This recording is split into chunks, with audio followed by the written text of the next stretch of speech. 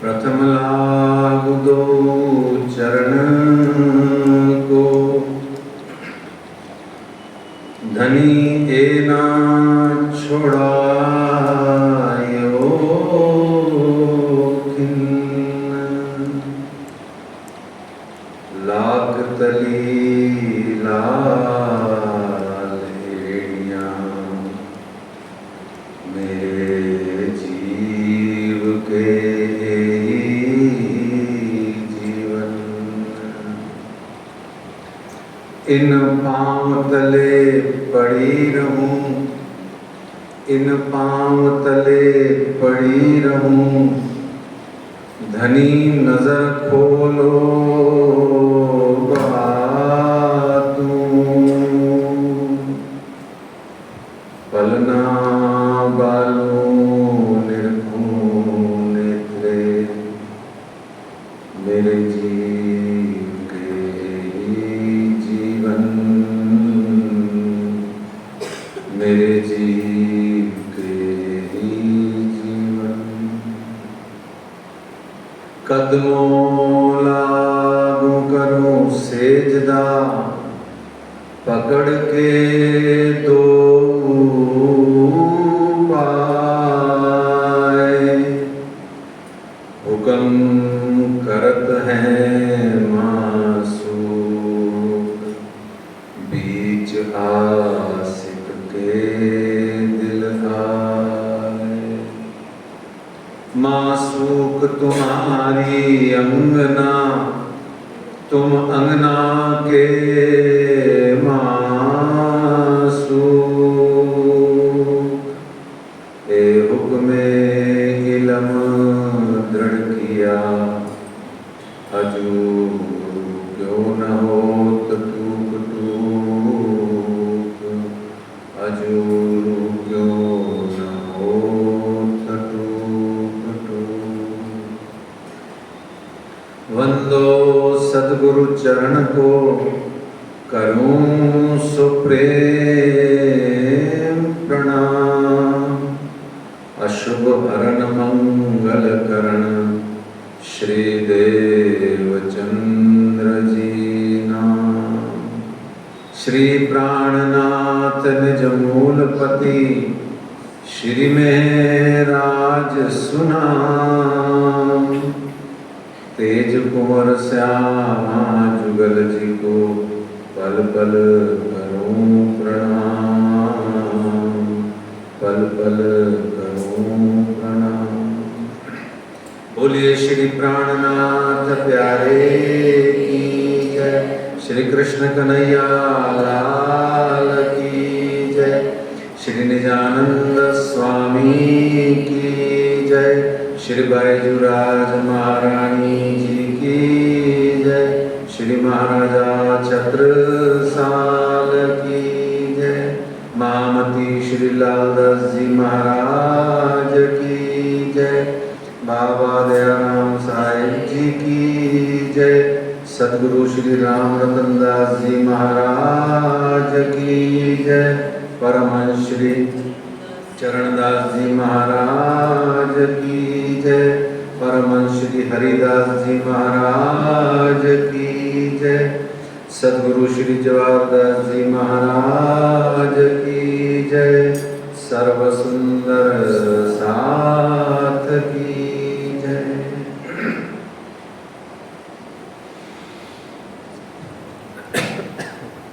अपनी सुरता, अपना ध्यान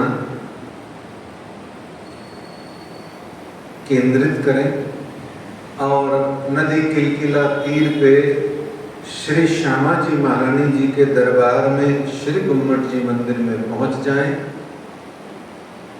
और पहले ये बोले, हाथ जितना ऊंचा करके बोले उतना ठीक है। परना परम धाम देख, करके प्रणाम देख, आशिक को आराम देख, सकल दुख भागे हैं। कहत है मस्तान, जाको लागी इसक तान। रूहें देखिए दीदार, श्री प्राणनाथ जी परनाथ जी में विराजे हैं। श्री प्राणनाथ जी गुम्मट जी में विराजे हैं। अब अपनी सुरता ध्यान सारा श्री बैजूराज राधे श्यामा महारानी जी के चरणों में ले जाएं। श्यामा महारानी अब तो लगा दो नैया पार, मेरी श्यामा रानी अब तो लगा दो नैया पार। महारानी रानी अब तो लगा दो नैया पार, मेरी श्यामा रानी अब तो लगा दो नैया पार। मेरी श्यामा रानी अब तो लगा दो नैया पार। मांगत भीख कृपा की केवल, मांगत भीख कृपा की केवल, मांगत भीख कृपा की केवल, मांगत भीख कृपा की केवल, खड़ी हूँ तुम्हारे द्वार। खड़ी तुम्हारे द्वार। महारानी रानी अब तो लगा दो नैया पार, मेरी श्यामा रानी अब तो लगा दो नैया पार। रस तन हसमुख सुनो बीनती, रस तन हसमुख सुनो बीनती, रस तन हसमुख सुनो बीनती। रस तन हसमुख सुनो बीनती। अपने ही दरबार, अपने निज दरबार। महारानी रानी अब तो लगा दो नैया पार, मेरी श्यामा रानी अब तो लगा दो नैया पार। कहो नाहीं कृपा किसी से, कहूँ नाही कृपाल किसी से, कहूँ नाहीं कृपा किसी से। कहूँ नाही कृपाल किसी से। दर्शन दयो एक बार,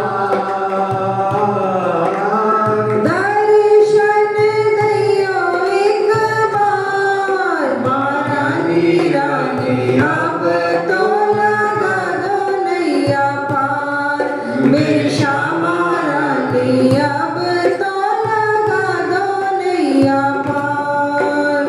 बार बार मैं विनती करता हूँ, बार बार मैं विनती करत हूँ, बार बार मैं अर्ज करता हूँ। बार बार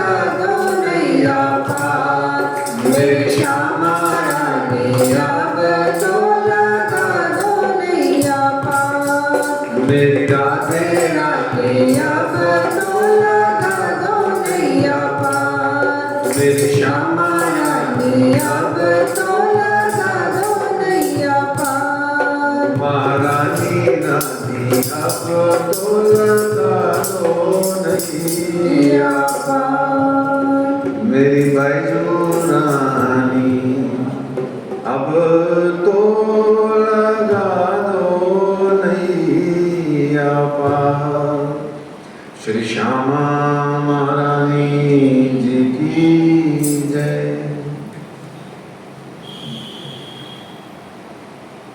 आज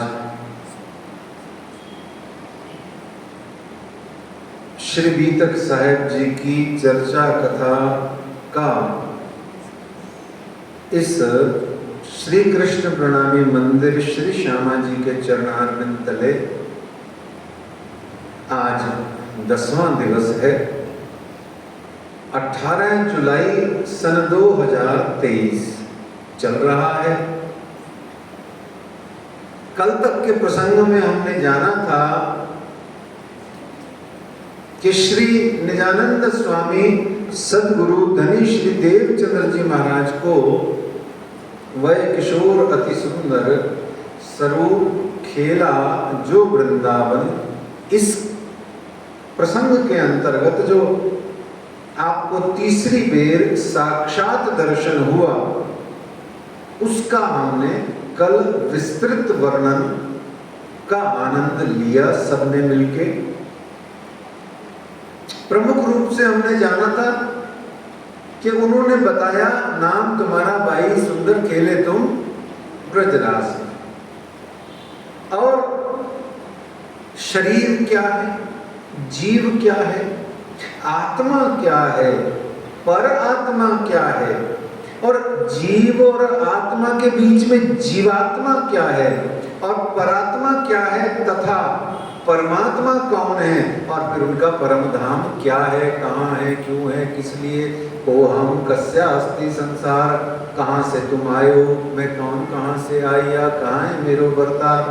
ये 40 वर्ष की खोज के उत्तर आपको निजानंद स्वामी जी को स्वयं अक्षरातीत श्रीनाथ जी ने दिए, श्री कृष्ण जी ने दिए, और परम धाम ब्रजरास का उनको बताया।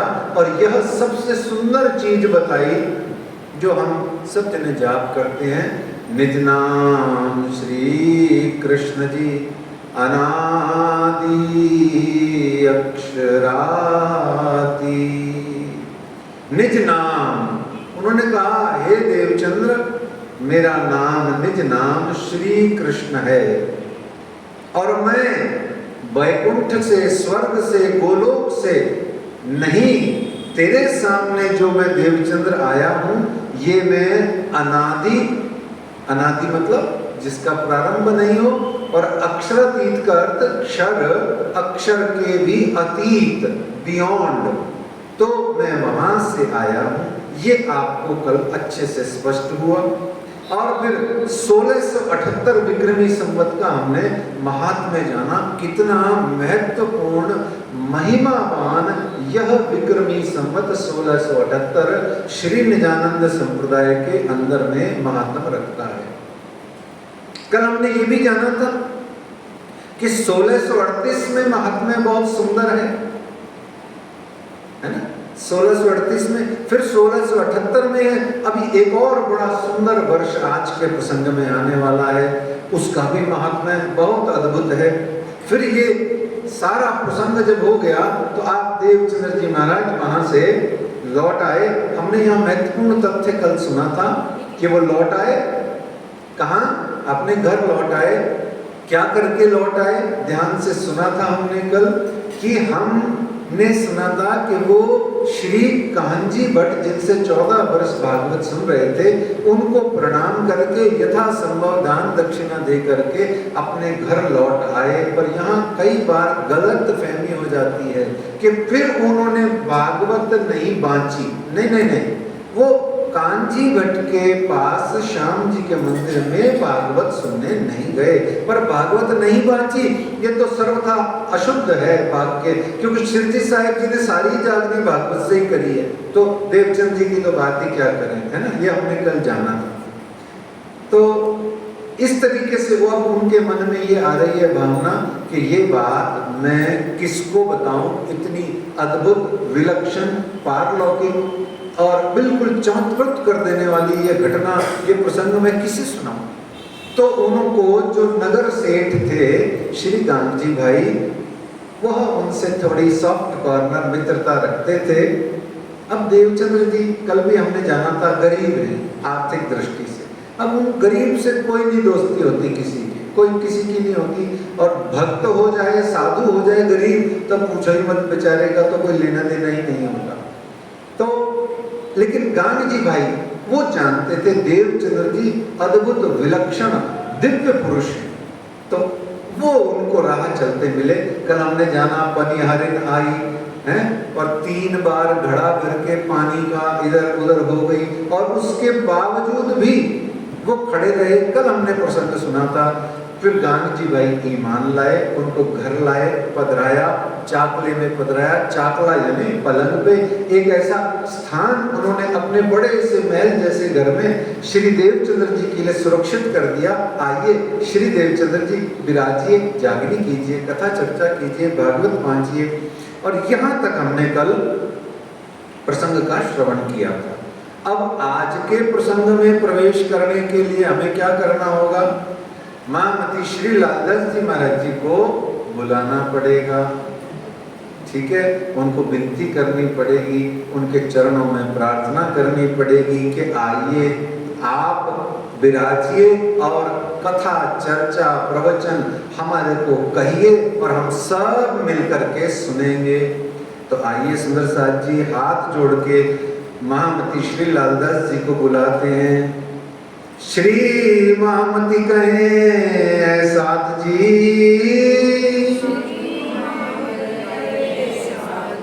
बया चर्चा का वक्त,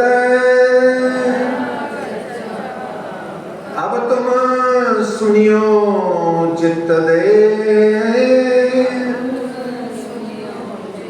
लाल आगे आए बैठे सगत,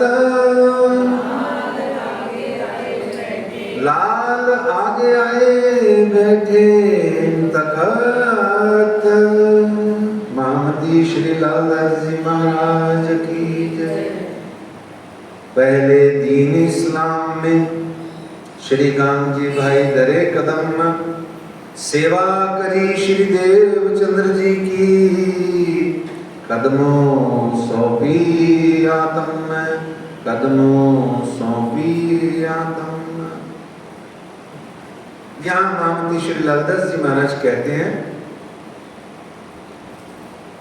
कि श्री निजानंद संप्रदाय के अंतर्गत पहला सुंदर साथ जिसने पहले धरे कदम, जो पहले इस श्री निजानंद संप्रदाय में आके दीक्षित हुए निजानंद स्वामी से, या आज की सरल भाषा में कहा जाए तो पहला प्रणामी कौन है? कौन है पहला प्रणामी?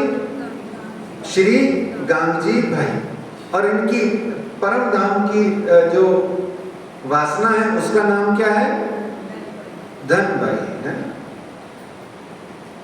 अब धनवान है तो धनबाई ही होगा।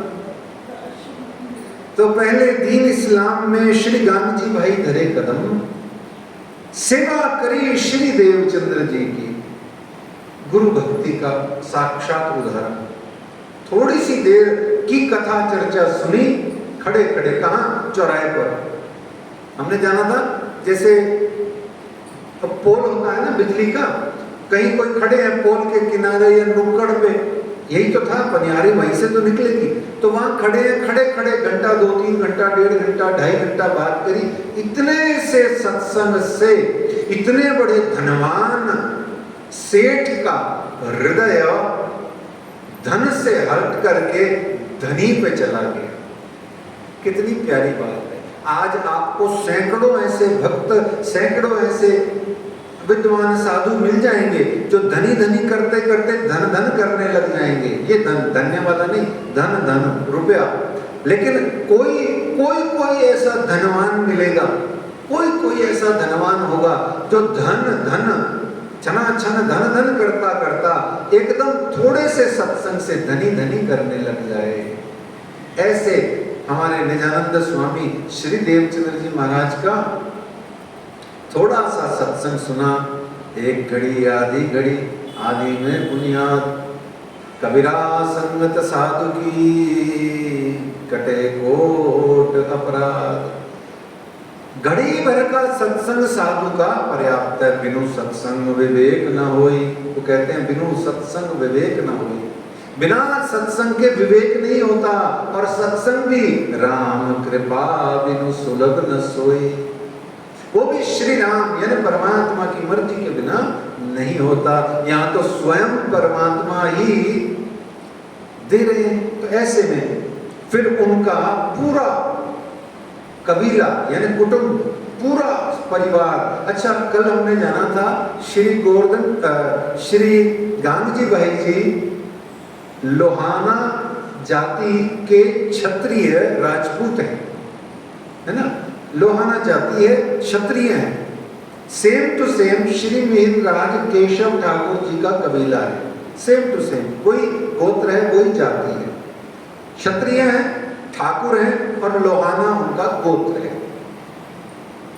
तो यहाँ जैसे ही गांधी भाई दीक्षित हुए तो उनका पूरा कुटुंब ईमान लाया, अर्थात एक एक करके सारे परिवार के बाल वृद्ध माता बहन बहू आदि सब के सब श्री निजानंद स्वामी जी की अखंड ब्रज अखंड रास और दिव्य परमधाम के 25 पक्ष का आनंद लेने लग गए।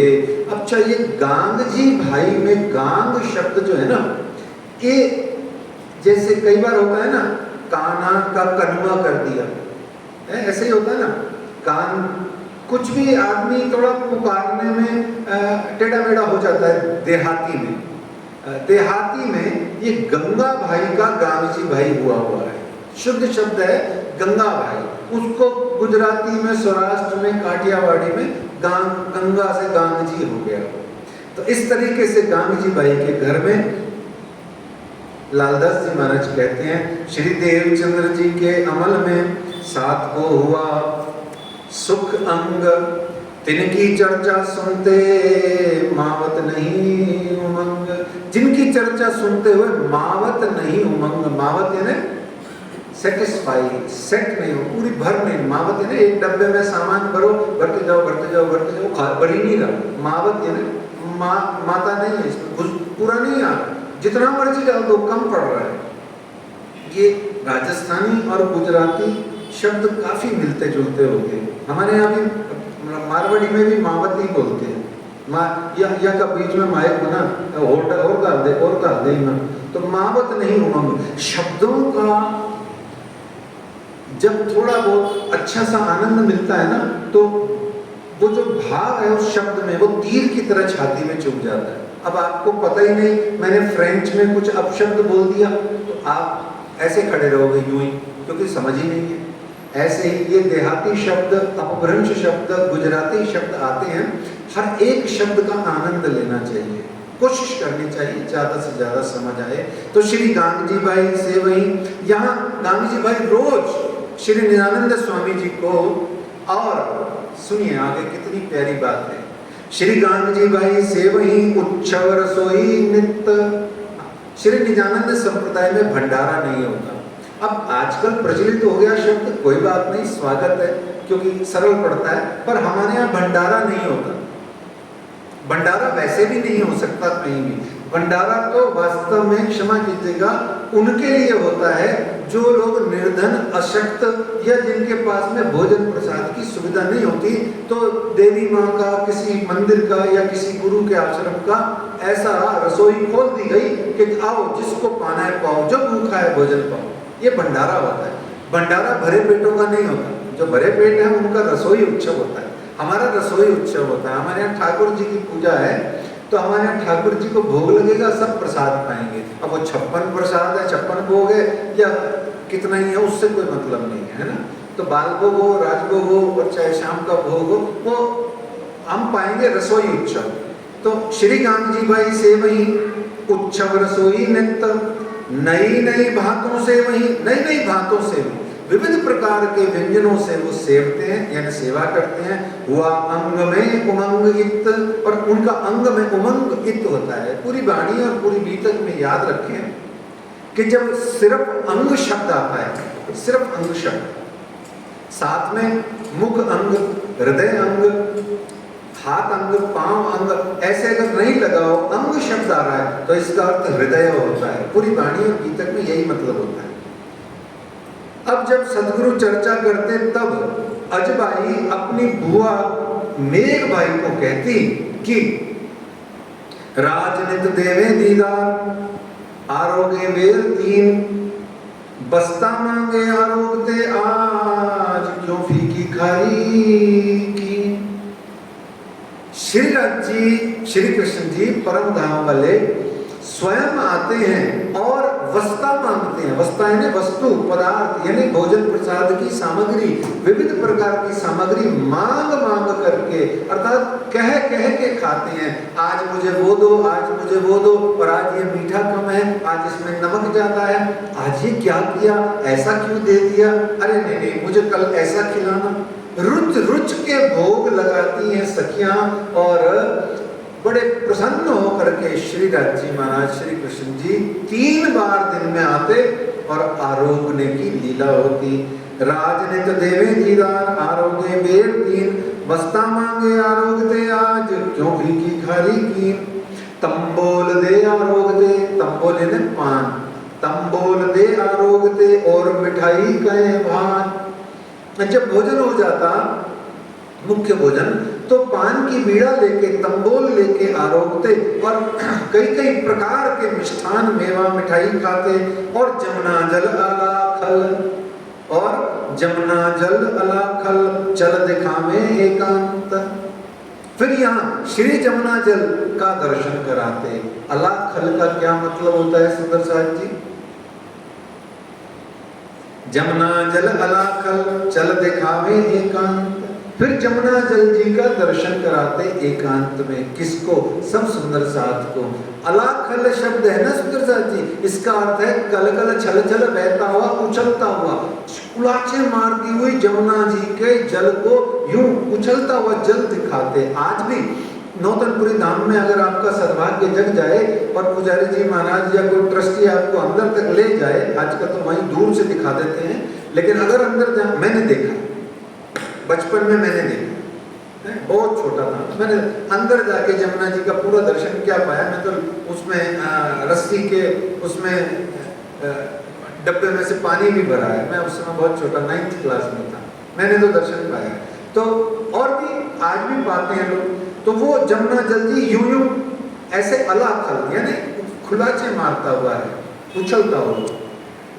यहाँ जमुना जी के माध्यम से आड़िका लीला का शुभारंभ होता है। सुंदर साथ जी, आड़िका और चमत्कार में अंतर होता है, बड़े ध्यान से सुनिए।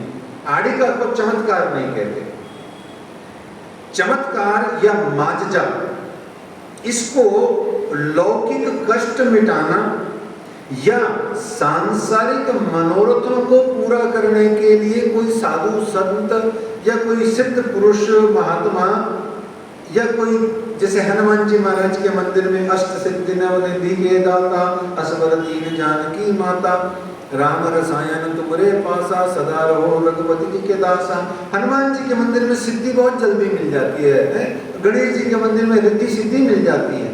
ये जल्दी प्रसन्न होने वाले होते हैं देवी देवता। ऐसे ही कोई साधु संत महात्मा भी हो तो वो जो चीज हमें दे देता है वो चमत्कार कहलाता है।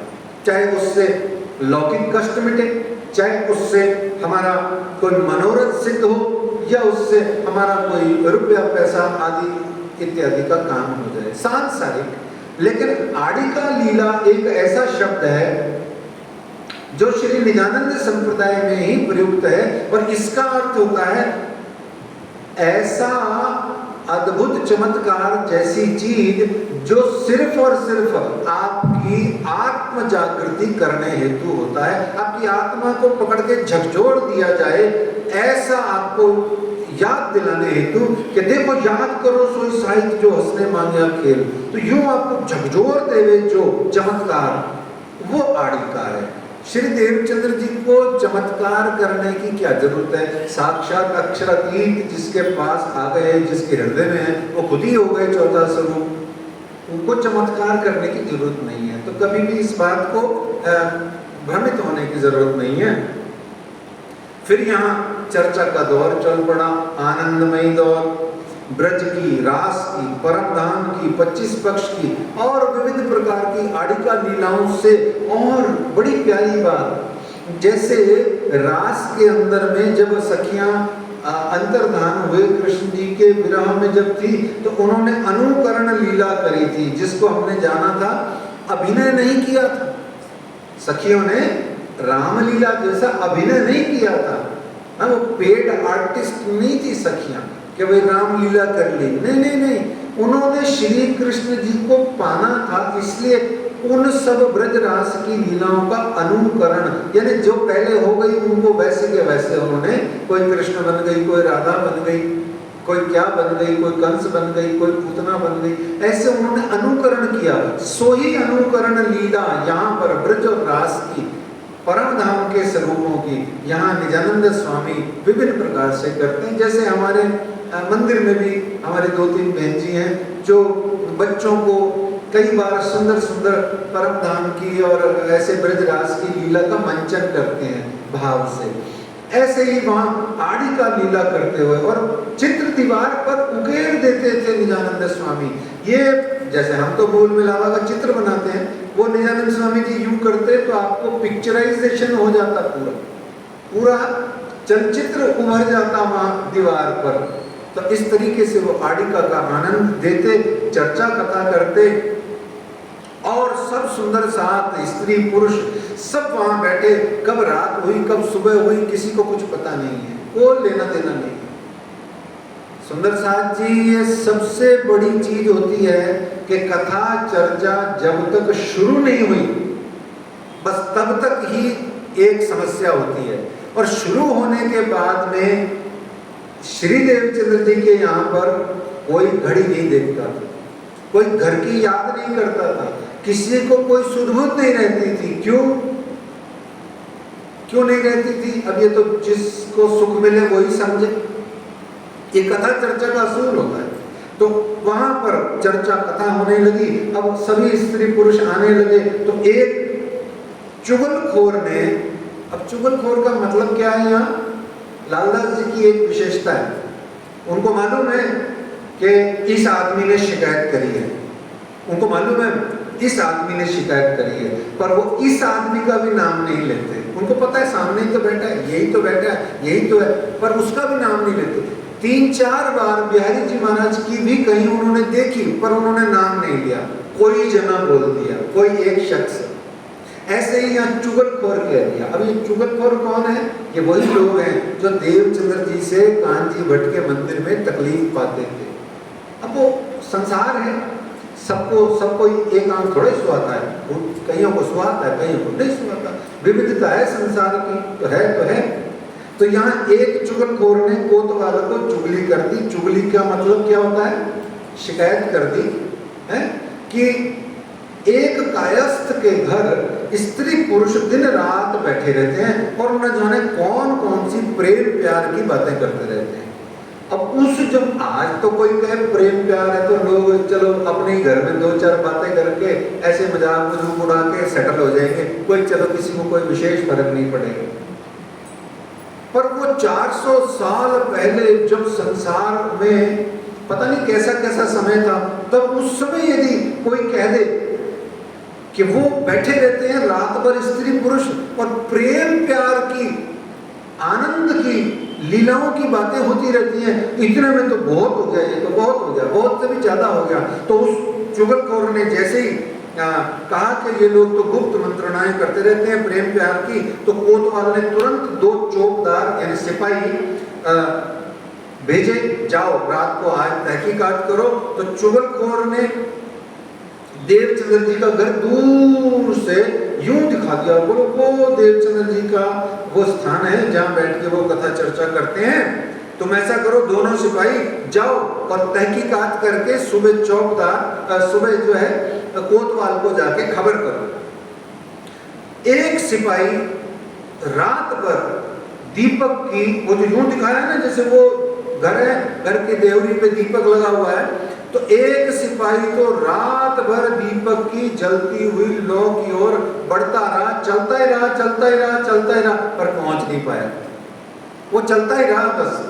अब खड़ा खड़ा चल रहा हुआ आदमी तो कैसे पहुंचे?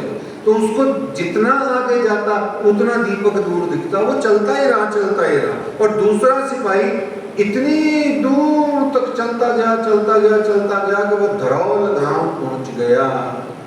कहां पहुंच गया? धरौल गांव। तो इस तरीके से सवेरे आकर के उन दोनों सिपाहियों ने कोतवाल जी को आप बीती सुनाई। कोतवाल तो खड़े पैर कांपने लगा, बोले ये क्या हो गया? कोतवाल तुरंत देवचंद्र जी के चरणों में आया और अपनी गलती की माफी मांगी और उनके चरणों में लगा। यहाँ इस प्रकार की अनेक लीलाएं चमत्कार होने लगे। यहाँ विचार कीजिए कि आज हिंदू समाज में धर्म में कितनी ग्लानि और कितना पतन हो गया है कि एक तो वैसे ही कोई मुश्किल से एक दो गिना चुना जना कोई कथा चर्चा आदि का आयोजन कराता है, उसमें से भी यदि हम ही लोगों में से कोई एक आध जना कई कई प्रकार की वैरायटी की विघ्न बाधाएं अगर उत्पन्न करता है या दोष या छिद्र निकालता है, तो ये तो ठीक ऐसा ही हो गया जैसे विश्वामित्र जी के टाइम में खर और दूषण असुर जो है वो बाधा उत्पन्न किया करते थे। उन्हीं को गीतक में और वाणी में क्या कहा गया है सुंदर साथ जी? दज्जाल। धर्म विरोध धरा विषय करता कुली दज्जाल। तो इस तरीके से, जबकि विचार करने की बात बड़ी सुंदर है। यहाँ ये प्रसंग जो गीतक के हैं ये उस समय की कहानी किस्सा चुन के आगे बढ़ना नहीं, आज से इसका हिसाब रखो। जबकि हम कथा चर्चा में कोई शिकायत कर देता है कि ये देखो क्या हो रहा है, ये क्या दोष है, ये क्या छिद्र है, ये क्यों हो रही है, कहाँ हो रही है। जबकि विचार कीजिए कितने ही मदिरालय, कितने ही मदिरा की दुकानें, जुआघर, वैश्यालय और ऑनलाइन माध्यमों से न जाने कितने कितने तरीके से हमारे युवाओं को, हमारे सभी लोगों को भ्रष्ट करने के कितने तरीके के साधनों का भंडार लगा हुआ है। ड्रग्स आदि समाज को खराब करने वाली कितनी ही चीजें खुलेआम मिल रही हैं। गौ माता के कत्ल खाने खुले हुए हैं। सनातन संस्कृति का हम खुद ही उपहास उड़ाते हैं। लोग हमारे ही मुंह पे हमारे ही देवी देवताओं का मजाक उड़ा जाते हैं। हम हिंदू होकर के खुद को हिंदू कहने में शर्माते हैं और न जाने कितने कितने प्रकार से अपनी संस्कृति, सभ्यता और वेशभूषा का हम खुद ही अनादर करते हैं। इस पर तो कोई शिकायत नहीं करता, पर कहीं कोई भूले चुके कथा चर्चा कहीं हो जाए, उसमें 10, 20, 25 जने आ जाएं, तो फटाफट वहां पर छिद्र को ढूंढत रहे, बाहर रहे, दृष्ट अहंकार, मार्ग को पावे नहीं, रबत को सदा तैयार। ऐसे में ये विचार करने का ही चुगलखोर प्रसंग। तो ये चुगलखोर वास्तव में कौन है? ये चुगलखोर हृदय की वो भावना है। अच्छा, वो किसी के भी हो सकती है, किसी के भी कभी भी हो सकती है, क्योंकि हमने जाना था दज्जाल नजरो न आवही, सब में किया दखल, जाने दोस्त को दुश्मन कोई ऐसी फिराई अकल। ये दज्जाल को पता ही नहीं है कब किसके अंदर से कहां यूं भुड़ुम से निकल आएगा। और आप जिसको सबसे ज्यादा पूजनीय और जिसको सबसे ज्यादा प्रेमनीय समझ रहे हैं, उसी के भीतर से दज्जाल निकल आता है। ये दज्जाल का कुछ पता नहीं। तो इस तरीके से ये चुगलखोर वास्तव में कौन है? ये सब हृदयों के भीतर में बैठी हुई ईर्ष्या और द्वेष की भावना है। ये ऐसा भाव हृदय में लेना चाहिए। यहाँ नौतनपुरी धाम की स्थापना होती है। चुगलखोर प्रसन्न होने के पश्चात श्री देवचंद्र जी ने गांधी बाई से कहा, अब यहाँ रहने का नहीं है, अब यहाँ रहने का नहीं है, क्योंकि यहाँ पर थोड़ा सा नाम गड़बड़ा गया, थोड़ा सा लोगों में शंका, शक, शुभ, डाउट आ गया। और जहां डाउट आ गया वहां क्या हो जाता है, वहां से कीर्ति भी उठ जाती है और वहां जो परमात्मा का जो लक्ष्य है पाने का वो भी खत्म हो जाता है। क्यों? क्योंकि संदेह, इसको भगवत गीता में कहा गया संशय आत्मा विनश्यति। जो आत्मा, जो व्यक्ति, जो आत्मा संशय में जीता है वो विनश्यति, वो नष्ट हो जाता है। संशय आत्मा विनश्यति। सिर्फ दृढ़ निश्चयी जो है, जो डिसिप्लिन है, या जो गुरु आज्ञा पर या जो शास्त्र की आज्ञा पर अक्षरशय चलता है और त्याग और बलिदान से चलता है, अपने आप की पिटाई करता है, अपने आप को मारता है, वही धर्म के पथ पर चल सकता है। जहां संदेह, शंका, संदेह आया, जहां रिलैक्सेशन आया, नहीं ऐसे नहीं, ऐसे कर लेते हैं, आज तो हमारा मन ऐसे, हमारा मन ऐसे, ये नहीं चलता है धर्म में। ध्यान से सुनिए, धर्म शाश्वत है, ग्रंथ शाश्वत है, गुरु शाश्वत है, उसकी आज्ञा शाश्वत है। परिवर्तनशील कौन है? संसार। परिवर्तन होना किसमें है? हमारे में। हम सोचते हैं हम इस धर्म को ऐसे घुमा लें, शास्त्र को ऐसे घुमा लें, गुरु को ऐसे घुमा लें, नहीं चलेगा। अगर चलेगा तो ऐसे ही चले जाएंगे दुनिया से, कुछ भी हाथ नहीं आने का। इसलिए संशय आत्मा विनश्यति, संशयशील मनुष्य सदा धर्म में परिवर्तन करेगा। अरे धर्म से अपने में परिवर्तन करना है, हमको धर्म में परिवर्तन क्या करना है? 70-80 साल की जिंदगी है और शाश्वत सनातन सनातन सनातन धर्म है, इसमें क्या परिवर्तन कर लेंगे हम तो इस पे चल करके अपनी आत्मा को जागृत कर सकते हैं। तो ऐसा भाव उन्होंने कहा और बोले शंका आ गई है, अब चल लो यहाँ से। अतः अब जो गांधी भाई आपकी नगर के बाहर में जो बगीची है, फार्म हाउस जिसे कहते हैं, वहां है, अब आगे की लीला वहां होगी। तो इस प्रकार से विक्रमी संवत 1687 का महात्म्य अनंत है। विक्रमी संवत 1687 है और 1687 को आप निजानंद स्वामी सदगुरु धनी श्री देवचंद्र जी महाराज श्री 5 नौतनपुरी धाम श्री खीजड़ा मंदिर की स्थापना करते हैं। श्री 5 नौतनपुरी धाम की जय, श्री खीजड़ा मंदिर की जय, निजानंद स्वामी की जय। और यहाँ पर स्वयं चौथा स्वरूप अपने ही हाथों से सब सुंदर साथ के साथ में उस बगीची में, अब जो नौतनपुरी धाम हो गया है, अब जो खीजड़ा मंदिर हो गया है, उसमें खीजड़ा शमी या खेजरी वृक्ष का बीजारोपण करते हैं, पौधारोपण करते हैं, पर्यावरण संरक्षण करते हैं। 400 साल पहले उनको पता था आने वाला समय ऐसा आएगा जो काट काट के खुद को और गौ माताओं को तो खाएगा ही खाएगा, वृक्षों को भी वो चीर फाड़ के नक्की कर देगा। इसलिए उस जमाने में उन्होंने गौ माताओं का भी पालन किया और जो आज तक नौतनपुरी धाम में हो रहा है, और उन्होंने वृक्षों का भी वहां पर वृक्षारोपण का काम किया, जिसमें खीजड़ा वृक्ष सबसे महत्वपूर्ण था। और इस खीजड़ा या शमी वृक्ष जिसकी ये जो सिमरना है, ये उसी खीजड़ा वृक्ष का है। तो ये जो खीजड़ा वृक्ष का महिमा है, ये अपरंपार है। ए मधेचे पुरी कहावे नौतन जिहानु नाम उत्तम 14 भुवन मां जिहा वाला जीनो विश्राम। तो ऐसे प्रकाश ग्रंथ में, ऐसे नौतनपुरी धाम के अंतर्गत जो खीजड़ा वृक्ष है, जो शमी वृक्ष है, उसकी महिमा स्वयं 23 प्रकरण में, प्रकाश ग्रंथ के 23वें प्रकरण में श्री इंद्रावती जी ने स्वयं गाई है। आप भी सुनिए। वारने जाऊं वन राय वल्लभ की जाकी सुख शीतल छाया। वारने जाऊं वन राय वल्लभ की, आपने खीजड़ा वृक्ष को वन का राजा, वन राज कहा, वन राय वल्लभ कहा कि जाकी सुख शीतल छाया, देखो एक वन गुण भव औषधि, देखे दूर जाए माया। ये वन में भव की औषधि है। कौन सी औषधि है? भव की। भव यानी भव की औषधि क्या है? भव में रोग है, ये भवाटवी है, इसमें अंधकार है, इसमें मनुष्य भटकता रहता है। ये भवसागर से पार होने के लिए इस खीजड़ा वृक्ष की महिमा देखो क्यों है। ये भव से पार करने का ये खीजड़ा वृक्ष, तो वो कहते हैं देखे दूर जाए माया, कि इस खीजड़ा वृक्ष का दर्शन करने मात्र से जो है आपकी माया दूर हो जाती है। और आगे कहते हैं बलिहारी जाऊं बहुत बेर, देवरी मंदिर द्वार, बहुत बेर बेर बलिहारी जाऊं देवरी मंदिर और द्वार, देवरी के नौतनपुरी धाम की उसके मंदिर में और उसके द्वार पर बलिहारी जाऊं। क्यों?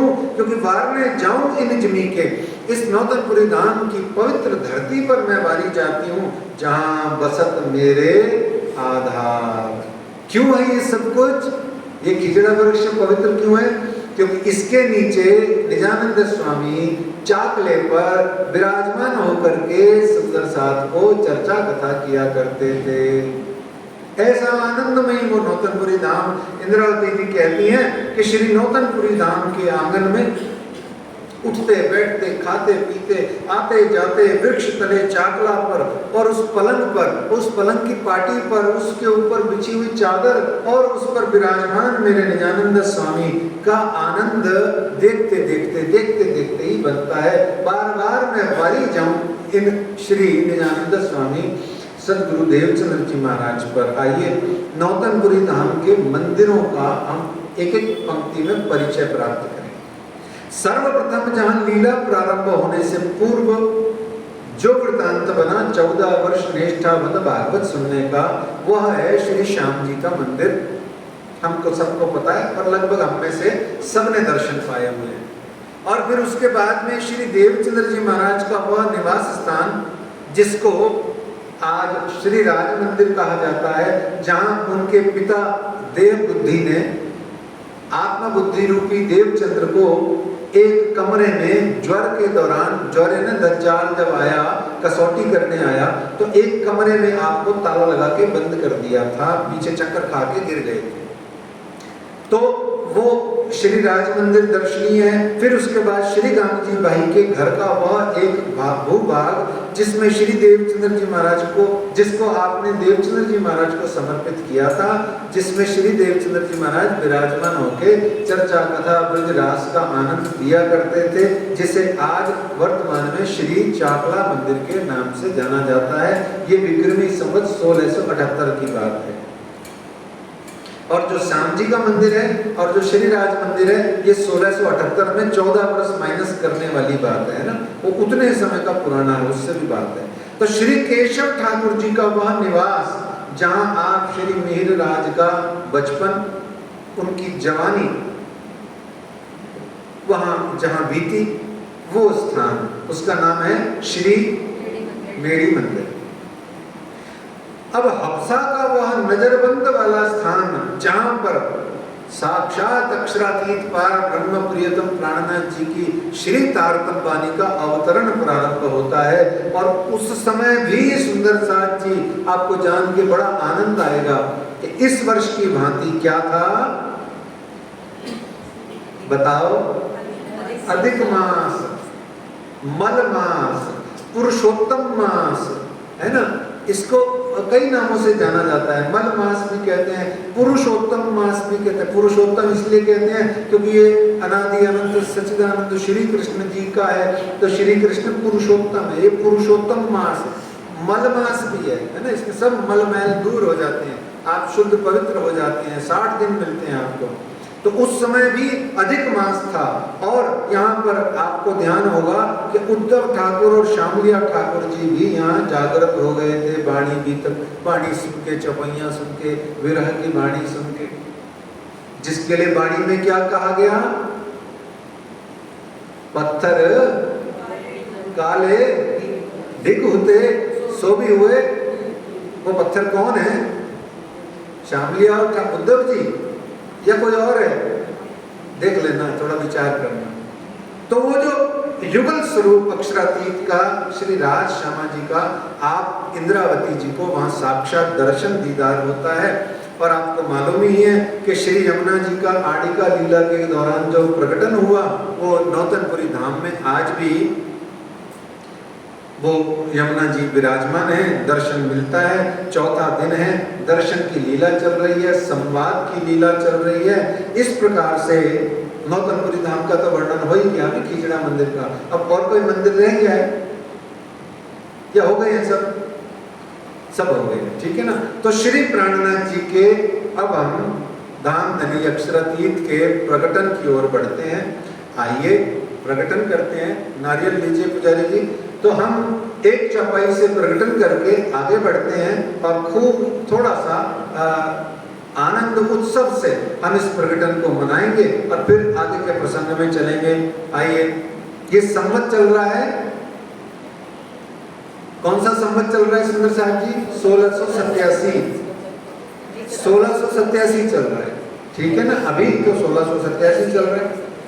और उसके पहले जब चल रहा था तो हमने 1678 जाना था, और उस 1678 में अक्षरातीत पार ब्रह्म ने जब साक्षात दर्शन देके श्री देवचंद्र जी महाराज को दर्शन देकर के सारा वृतांत बताया था, सब कुछ बताया था, उसके 3 वर्ष पूर्व आप श्री मिहिर राज इस धरा पर प्रकट हो चुके थे।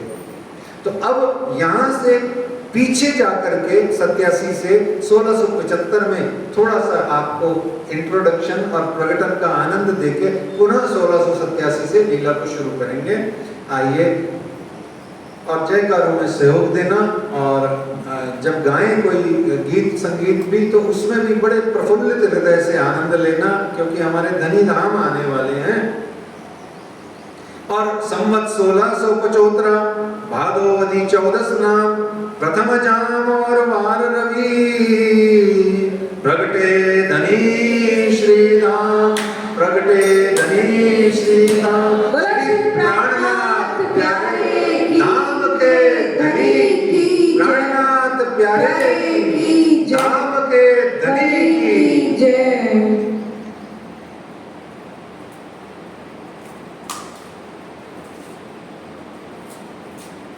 कौन सा बोल रहा है?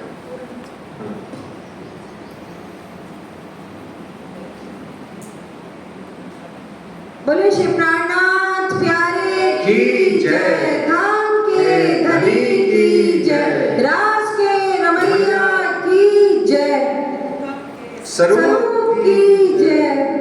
पूर्ण ब्रह्म दुनिया में आए, पूर्ण ब्रह्म दुनिया में आए, सबके प्राणनाथ जी आए, सबके प्राणनाथ जी आए। पूर्ण ब्रह्म दुनिया में आए, पूर्ण ब्रह्म दुनिया में आए, सबके प्राणनाथ जी आए, सबके प्राणनाथ जी आए। अपनी अदना को खेल दिखाने लाए रे, परम धाम का अर्श खजाना लेकर आए रे, परम धाम का अर्श खजाना लेकर आए रे। पूर्ण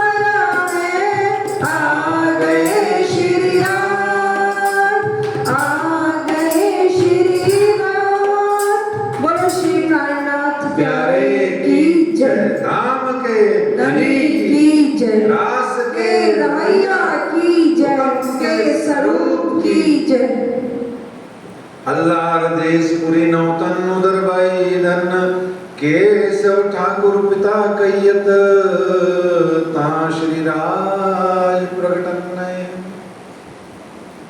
जहां केशव ठाकुर जी हैं, उदर बाई, उदर धनबाई जी के उदर से आप प्रकट भय, धनबाई के राज दुलारे रूहों के सिरताज।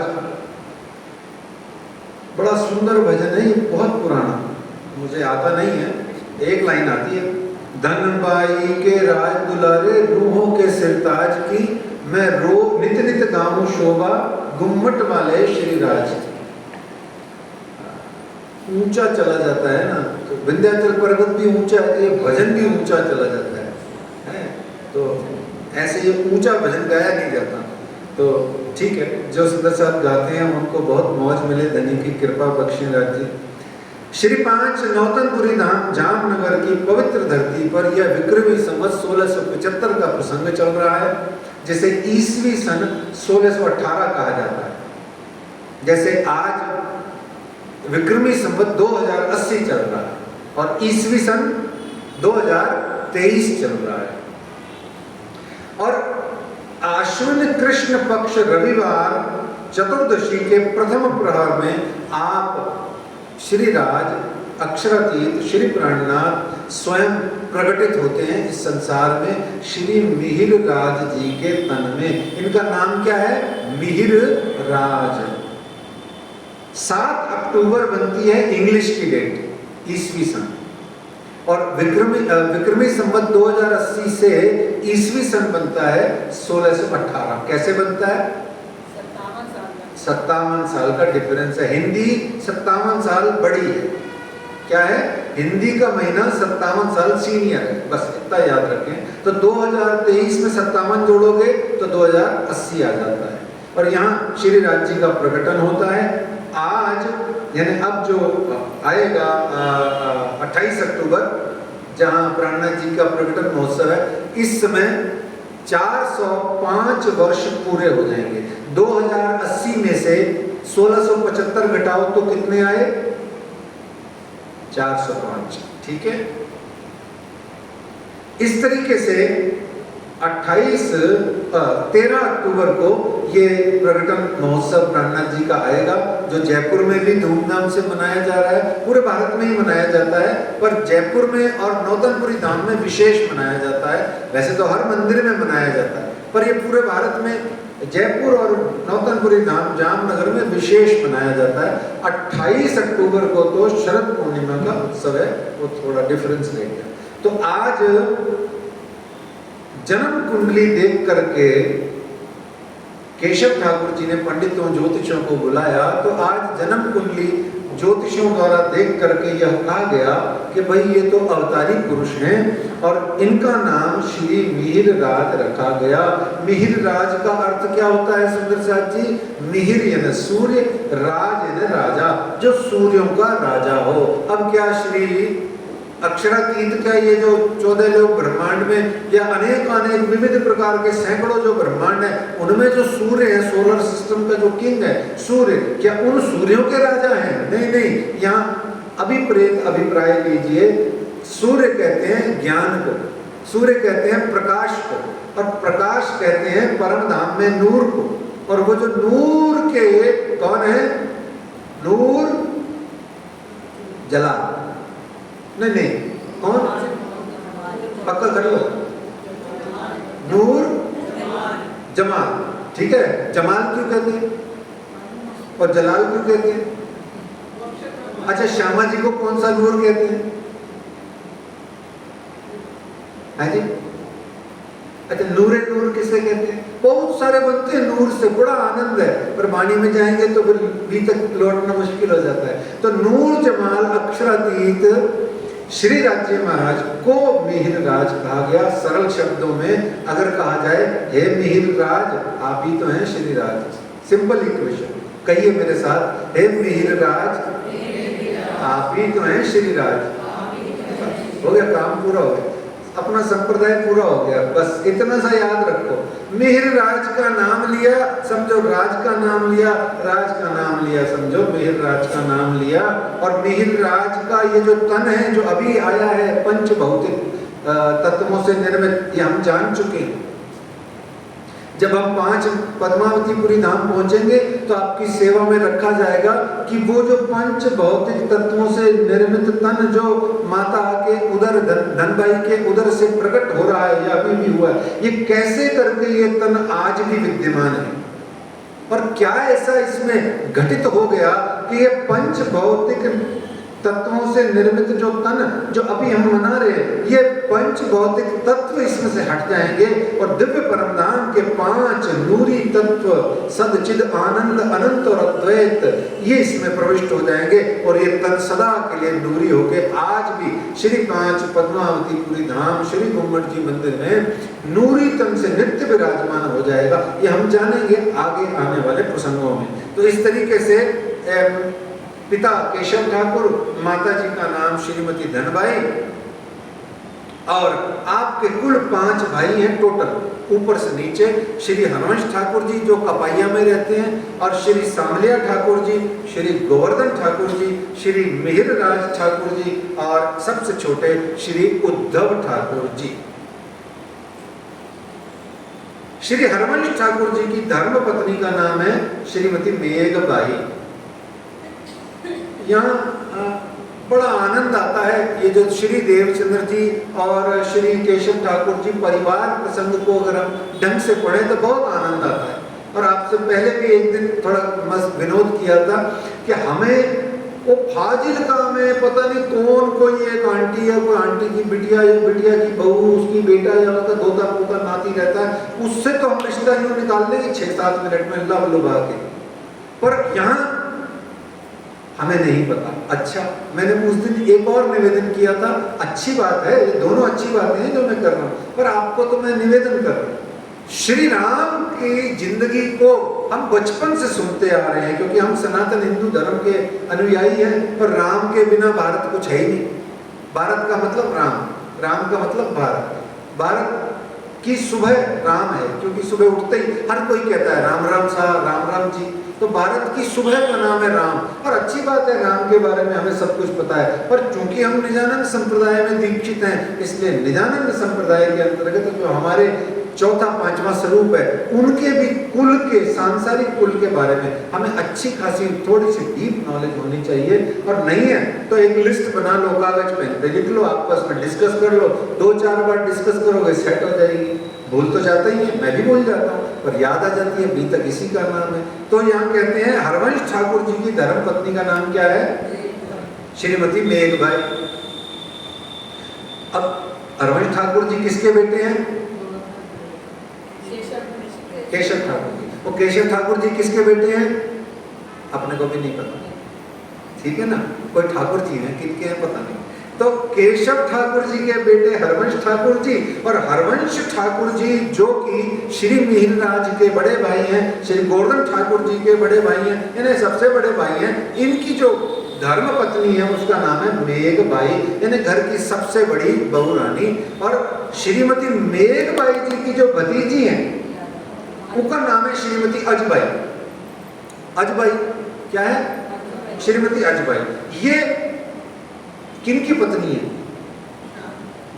हैं? बहुत सही बोला।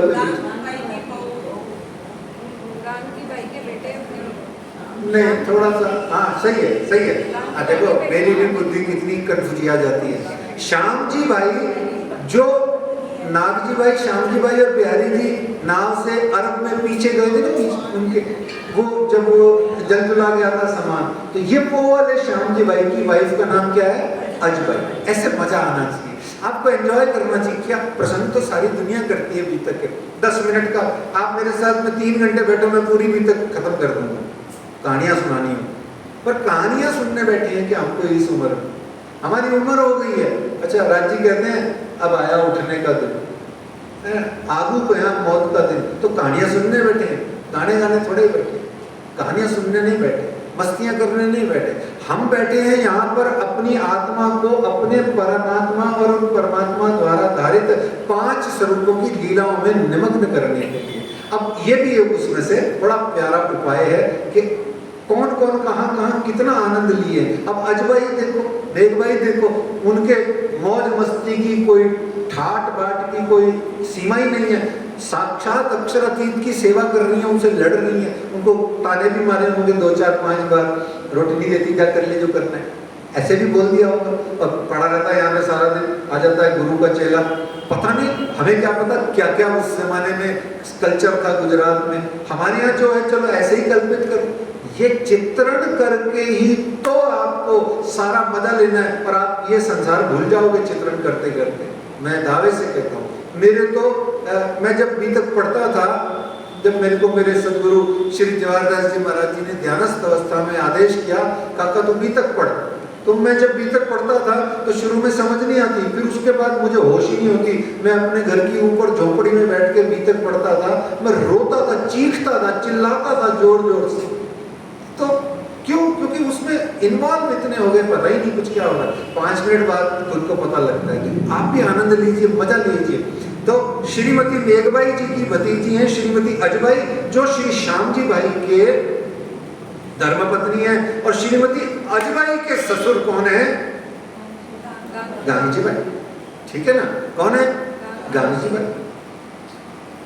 अब यहाँ महामती लालदास जी कहते हैं, अच्छा मैंने ये जरा सा मतलब की बात का रिश्तादारी जोड़ी है, जिससे अभी आगे काम चलाना है अपन ने। तो बाकी बहुत आनंद है बीतक में पढ़ना, और वृतांत मुक्तावली में तो और भी ज्यादा है। तो सब भाई बेले रहते हैं, सामल जी दिन में सिरदार, बड़ा गोवर्धन गया जो दाम लीला में खबरदार। दाम लीला में खबरदार का अर्थ है वो निजानंद स्वामी जी के चरण शरण लग चुका है। और यहाँ गोवर्धन ठाकुर जी का परिचय ये है कि आपकी धाम की वासना का नाम क्या है?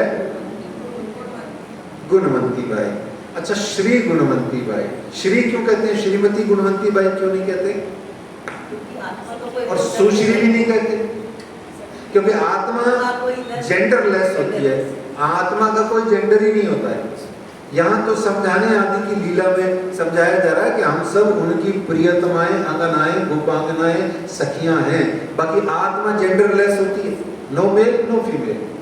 खैर ये बात बाद में। तो बड़े भाई श्री गोवर्धन ठाकुर जी, जो कि धाम की वासना श्री गुणवंती बाई जी जिनका नाम है, ये खींचड़ा मंदिर में देवचंद्र जी के यहाँ निरंतर आना जाना था। अब ध्यान से सुनना सुंदर साहब जी, बड़ा ही शानदार सुंदर अद्भुत प्रसंग आने वाला है, जो हमारे लिए बहुत जरूरी है।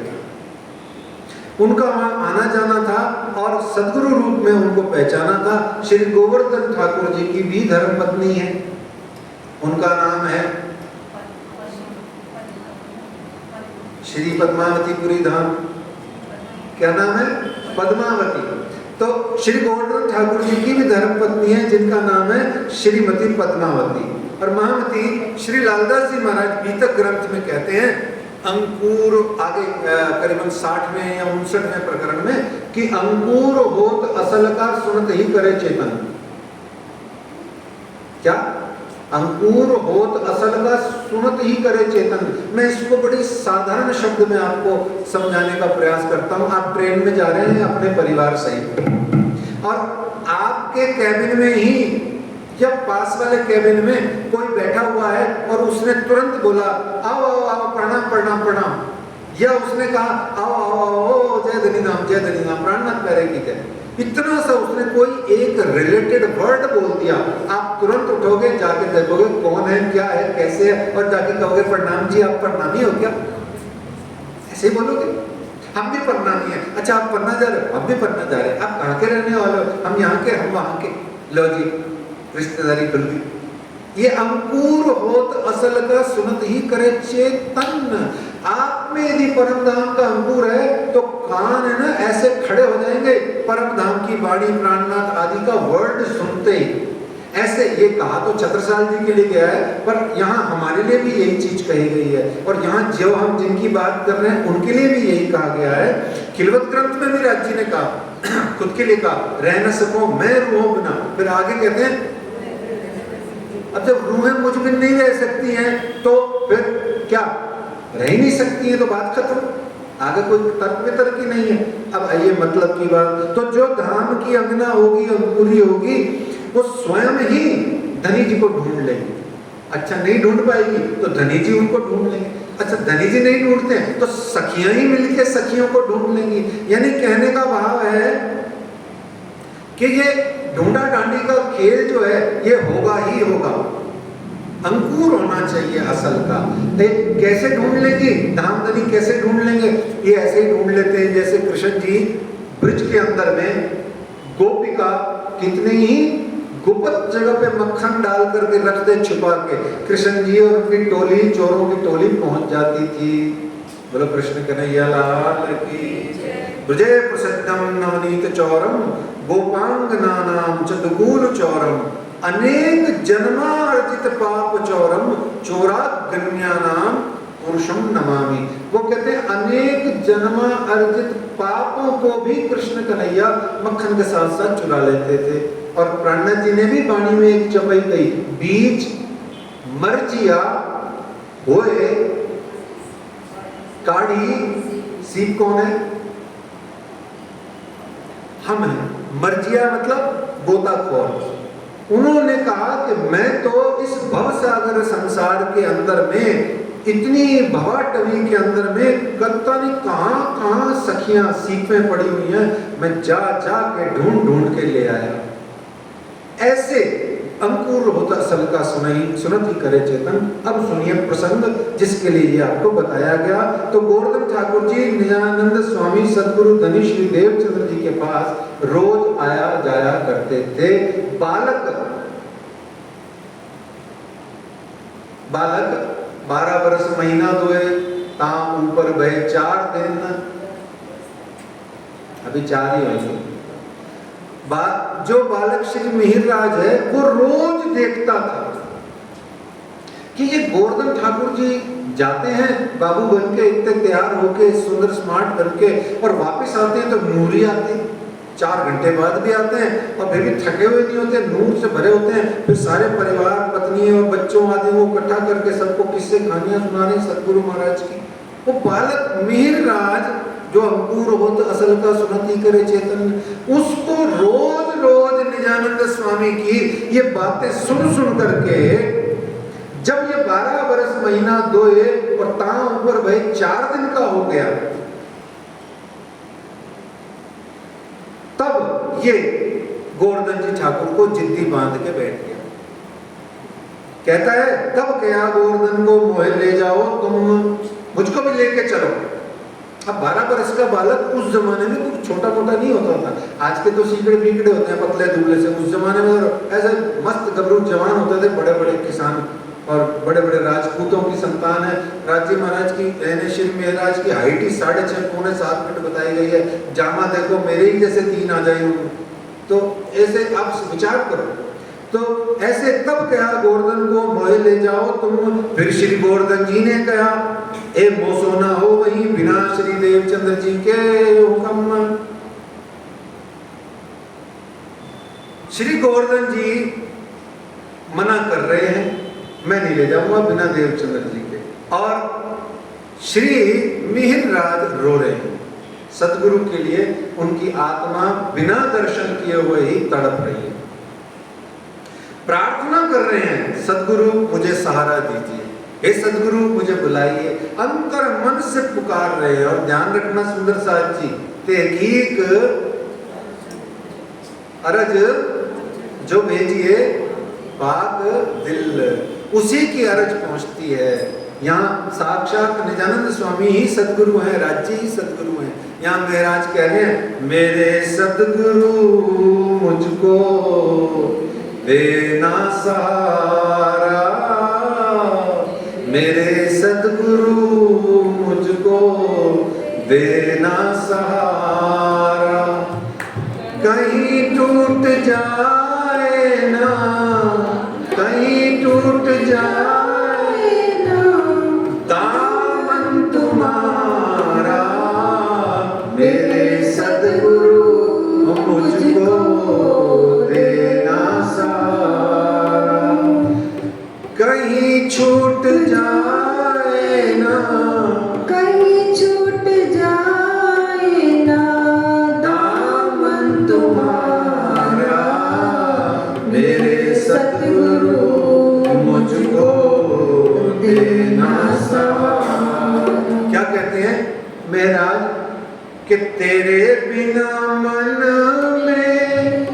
समाए न कोई, तेरे मन में समाए न कोई, लगन का ये दीपक जलाए न कोई, लगन का ये दीपक जलाए न कोई।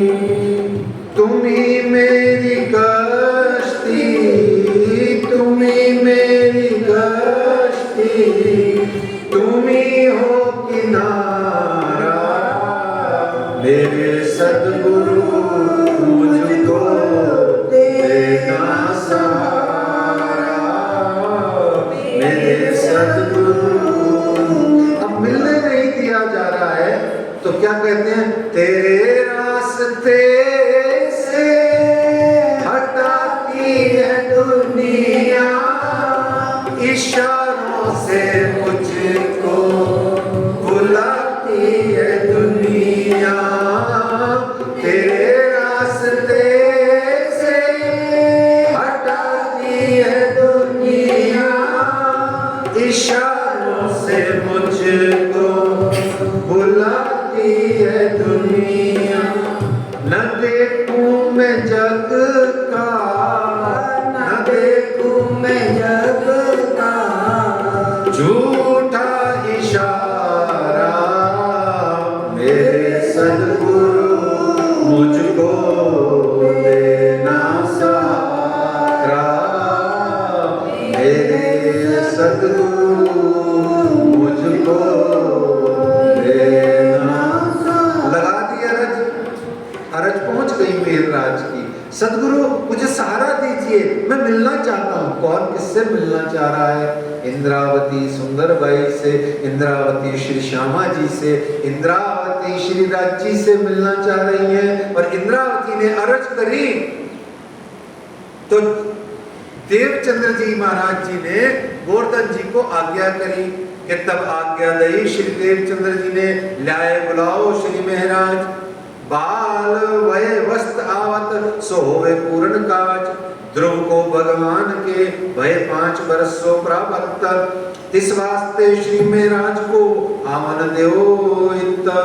श्री सतगुरु महाराज की आज्ञा भई कि बालक ध्रुव को 5 वर्ष की आयु में ही भगवान के दर्शन हो गए थे। तो बाल्यकाल में जो संस्कार पड़ते हैं, निश्चित जानिए वो बहुत दूर तक जाते हैं, उनका बहुत लाभकारी असर होता है, वो कभी भी आपको पथ भ्रष्ट नहीं होने देते। इसलिए ले आइए। अब यहाँ आपको चिंतन करना है सुंदर साहब जी, आनंद लेना है इस दृश्य का, और बहुत ही गंभीरता पूर्वक, बहुत ही आनंद पूर्वक आपको इसका चित्रण करना है। श्री 5 नौतनपुरी धाम सबने देखा है, उसका जो गेट है वो भी सबने देखा है, बाहर वाला सड़क वाला है, और ऐसे ही मेड़ी मंदिर भी सबने देखा है। मेड़ी मंदिर में आप पहुंच जाइए।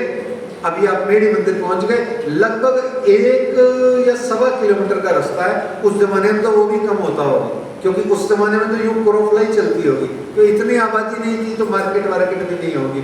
यूं सीधा गोल गोल मेरी मंदिर से काहे घूमना, क्या पता क्या रास्ता रहा होगा, कुछ ऐसा समझ लो, कच्चा पक्का बना लो, 400 साल पहले प्राचीन काल का कल्पना। यहाँ से श्री गोवर्धन ठाकुर जी ने कहा, अच्छा चिंता मत करो महाराज, कल चलेंगे, तैयार हो जाना। अब सुबह सुबह को गोवर्धन ठाकुर जी ने कहा था चलेंगे, तैयार हो जाना। मेघराज ठाकुर पता नहीं रात को सोए भी कि नहीं सोए,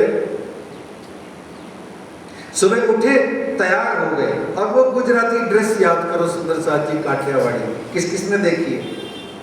वो फ्लेयर वाली, और चूड़ीदार उसका पजामा, फ्लेयर बगड़बंडी है, और बढ़िया सी बंदेज की टोपी, और तुर्रीदार जुत्ती, 12 साल का गबरू जवान किशोर बालक है, और चेहरे पे नूर दमदमा रहा है डबल। क्यों? क्योंकि एक तो है ही नूर, और दूसरा आज सदगुरु से मिलाप होगा। अब कौन पागल है जो अपने सदगुरु से मिलने के समय, मिलने जाते हैं के समय उदास होगा, परेशान होगा? वो तो डबल ट्रिपल नूर से नूरी हो रहा होगा, बीपी 200/100 हो रहा होगा उसका, है? ऐसे में विचार करो कि श्री गोवर्धन ठाकुर जी महाराज को कहा तैयार हो गया? बोले हो गए साहब हो गए। और आए भागे भागे भागे भागे, च्यू च्यू च्यू च्यू, जूतियों की तुर्रीदार इतनी शानदार जुतियां होती हैं, उसकी आवाज आ रही है। महाराज जी भागे भागे आए और पटापट आके श्री गोवर्धन जी का हाथ पकड़ लिया और गोवर्धन ठाकुर जी के साथ अब मेड़ी मंदिर यानी अपने घर से बाहर निकले हैं। सारे बच्चे देख रहे हैं आज महाराज कहाँ जा रहा है, कौन सी बारात में जा रहा है। सबको ऐसे अकड़ अकड़ के दूर दूर से बता रहे हैं सदगुरु से मिलने जा रहा हूँ, तो मजाक कर रही है, अब मुझे है नहीं काम दे रही। और जा रहे गोवर्धन जी के साथ में पूरे बाजार में से निकल रहे हैं, पूरी सड़कों पे से निकल रहे हैं। अब आज उनकी चाल देखो, उनकी ढाल देखो, उनका आनंद देखो सुंदर साथ जी। और जाते हैं, बहुत ध्यान से सुनना सुंदर साथ जी, जाते हैं गोवर्धन जी के साथ में और जैसे ही वहां जाके श्री 5 नौतनपुरी धाम खींचड़ा मंदिर के गेट पर पहुंचते हैं और दूर खींचड़ा मंदिर के खींचड़ा वृक्ष के नीचे चाकले पर अपना बायां पांव नीचे रखे, दाएं पांव को ऊपर रखे, आप सदगुरु निजानंद स्वामी श्री श्यामा जी महारानी जी के साक्षात स्वरूप, चौथा स्वरूप ईसा रू अल्लाह वहां विराजमान है। और जैसे वो विराजमान है, दूर से जब नजरें चार होती हैं, उनके चरण दिखते हैं, तो वहां से श्री मिहिरराज गोवर्धन जी का हाथ छोड़ देते हैं और सीधा जाकर के निजानंद स्वामी जी के चरणों में गिर जाते हैं। बोलो श्री प्राणनाथ निजानंद स्वामी की, सदगुरु महाराज की। यहाँ लालदास जी महाराज बड़ी प्यारी चौपाई कहते हैं, आए के चरणों लगे तभी दई निध, आए के चरणों लगे तभी दई निध, तत्खिन हृदय में आए बैठी जागृत बुद्ध। टाइम थोड़ा ही लगता है।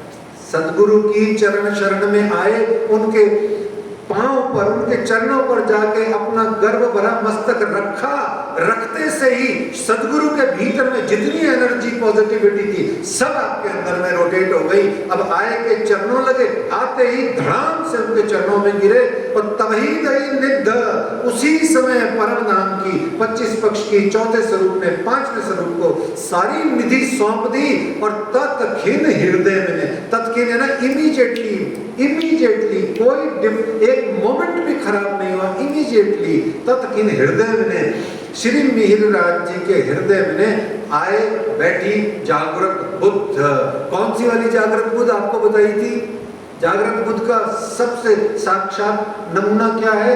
जो अक्षर ब्रह्म की चित्र चौक वही अक्षर थी, बुद्धि थी। क्या जब वो रास में से पलट के अक्षरधाम में गए तो एकदम चौंके, अरे ये कौन वन कौन सखी कहाँ आ गए हम। तो उनको सब कुछ याद आ गया, अपना धाम भी याद आ गया, ब्रजरास की लीला भी याद आ गई, राज्य से खेल मांगा भी याद आ गया। उसको जागृत बुद्ध कहते हैं। यही जागृत बुद्ध जिस दिन हमारे भीतर आ जाएगी, हमको जिस दिन धाम परम धाम की, ब्रजरास की और श्री 5 नौतनपुरी धाम और श्री बंगला जी दरबार की अखंड लीलाएं जिस दिन याद आ जाएंगी, उसे ही जागृत बुद्ध कहा गया। सुंदर साथ जी, आए के चरणों लगे तभी दई जो निध, तत्खिन हृदय में आए बैठी जागृत बुद्ध। 12 वर्ष महीना दोए ता ऊपर भये अब 10 दिन, पहले 4 दिन थे, ठीक है। वो 6 दिन अलग, 6 दिन वो तड़पे हैं, 6 दिन तड़पे हैं, भजन गाया उन्होंने, मेरे सतगुरु मुझको देना सहारा। 6 दिन पुकार लगाई है और रोना बहुत जरूरी है। ये इस प्रसंग के अंतर्गत ये 6 दिन का जो विरह है, ये 6 दिन का जो उनका पुकार है, प्रार्थना है, इसका हम कल विस्तार करेंगे। आज इतने पर ही प्रसंग को विश्राम देते हैं। सुंदर साथ जी, अभी आगे भी निजानंद स्वामी जी से मिलने के बाद में भी बहुत सारी बातें निजानंद स्वामी जी ने उनको उसी समय कही है। वो सब बातें आदि सब हम प्रसंगों को लेंगे कल। तो आज की चपाई हो गई 12 वर्ष महीना दोए ताम ऊपर भये 10 दिन, तब श्री देवचंद्र जी सो मिले उन पहचाने मोमिन। तो आज प्रकटन भी हो गया, आज चौथे 5वें स्वरूप का यानी कि श्री मिहिरराज और देवचंद्र जी का मिलाप भी हो गया। ये बीतक है ही आनंद भरी, ये सारी ये बीतक आनंद भरी है। सुंदर साथ जी, इसमें प्रकटन भी होते हैं, मिलाप भी होते हैं, विरह भी होते हैं, इसमें शिक्षा भी है, प्रेरणा भी है। बहुत प्यारी है ये बीतक साल, इसको सारे साल बाँचा करो, सारे साल पढ़ा करो। आइए आज की चपाई से विश्राम करते हैं। 12 वर्ष महीना दोए ताम पर भये 10 दिन, श्री देवचंद्र जी सो मिले, उन पहचाने मोमिन, उन पहचाने मोमिन। श्री प्राणनाथ प्यारे की, धाम के धनी की, श्री निजानंद स्वामी की, रास के रमैया की, हुक्म के स्वरूप की, श्री श्यामा महारानी जी की जय।